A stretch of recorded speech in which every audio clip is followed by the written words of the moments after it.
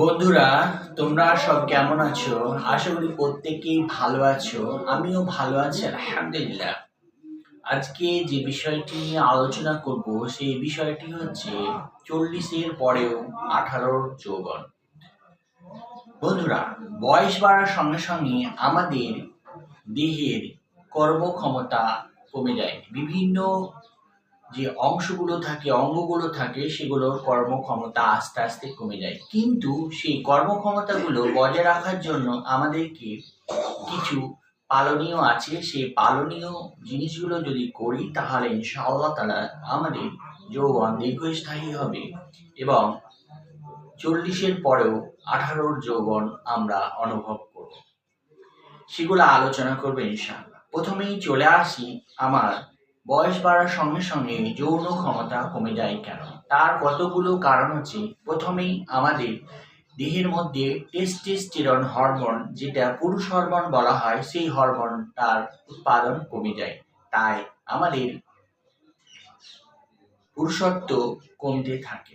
2 নম্বর হচ্ছে আমাদের দেহে যে নাইট্রিক অক্সাইড, যেটা যৌন ক্ষমতা ধরে রাখার জন্য বা যৌনতা ধরে রাখার জন্য ভীষণভাবে প্রয়োজন, সেটাও কমে যায়।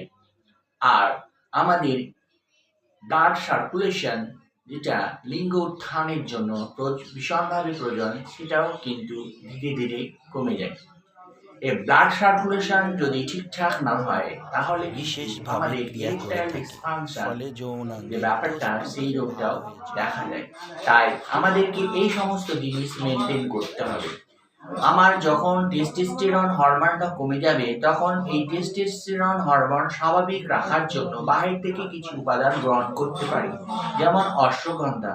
অশ্বগন্ধা প্রাচীন কাল থেকেই পুরুষেরা গ্রহণ করে আছে। এটা বিভিন্নভাবে গ্রহণ করা যায়, তবে পাউডার রূপে গ্রহণ করা খুব ভালো।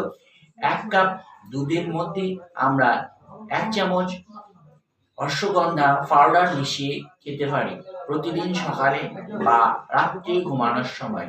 এই অশ্বগন্ধা আমাদের টেস্টোস্টেরনের পরিমাণ বাড়াতে খুব সাহায্য করে থাকে। এরপরে হচ্ছে নাইট্রিক অক্সাইড। নাইট্রিক অক্সাইডটা আমাদের দেহে উৎপন্ন করার জন্য আমাদেরকে বাহির থেকেও কোনো উপাদান গ্রহণ করতে পারি, তবে সাধারণত যোগ এবং প্রাণায়ামের সাহায্য নেওয়াই ভালো। তার কারণ এতে কোনো সাইড ইফেক্ট নাই। যোগ প্রাণায়ামের মধ্যে আমরা ভ্রামরী প্রাণায়াম, অনুলোম বিলোম প্রাণায়াম, তারপরে ভস্ত্রিকা প্রাণায়াম প্র্যাকটিস করতে পারি। এইগুলো যদি করি তাহলে আমাদের কিন্তু দেহের মধ্যে নাইট্রিক অক্সাইডের পরিমাণ বৃদ্ধি পাবে।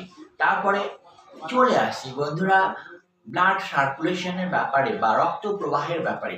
রক্ত প্রবাহ যদি দেহের ওজন বেশি হয় তাহলে কিন্তু আমাদের দেহের মধ্যে রক্ত প্রবাহ ঠিকঠাক হয় না। তার কারণ দেহের মধ্যে বিভিন্ন জায়গায় যদি চর্বি জমা থাকে, যেমন পেটে অতিরিক্ত চর্বি হলে স্বাভাবিকভাবে আমাদের রক্ত প্রবাহ নালীতেও চর্বি জমা হয়, ফলে নালীটা সরু হয়ে যায়, তখন রক্ত প্রবাহ হয় না। তাই প্রধান কাজ হচ্ছে আমাদের দেহের ওজন নিয়ন্ত্রণ করা, তাহলেই আমাদের ব্লাড সার্কুলেশন ভালো থাকবে ইনশাআল্লাহ। তবে কিছু ব্যায়াম এবং এক্সারসাইজ আছে যেটা ব্লাড সার্কুলেশন করতে সাহায্য করে। প্রথমত যেটা করতে হবে সেটা হচ্ছে বাটারফ্লাই এক্সারসাইজ।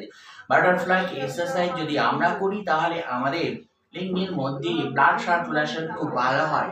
এই সমস্ত কাজ করলে আমরা আমাদের যৌবন দীর্ঘস্থায়ী করতে পারবো এবং 40 বছর বয়সেও আমরা আমাদের 18 বছরের যৌবন অনুভব করতে পারবো। বন্ধুরা, আজকে এ পর্যন্ত। আপনারা আমার চ্যানেলটা সাবস্ক্রাইব করবেন, বন্ধুদের সঙ্গে শেয়ার করবেন। আসি, আসসালামু আলাইকুম ওয়া রাহমাতুল্লাহি ওয়া বারাকাতুহু।